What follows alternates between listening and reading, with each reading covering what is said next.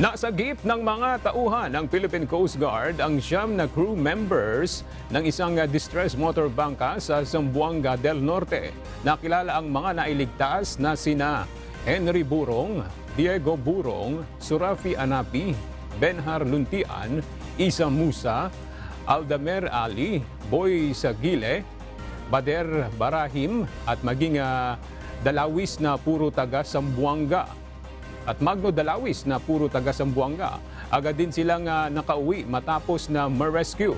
Lumabas sa investigasyon na naglalayag patungong Dipolog City mula Hulo-Sulu ang mga ito nang tumama sa isang matigas na bagay ang kanilang sinasakyang bangka.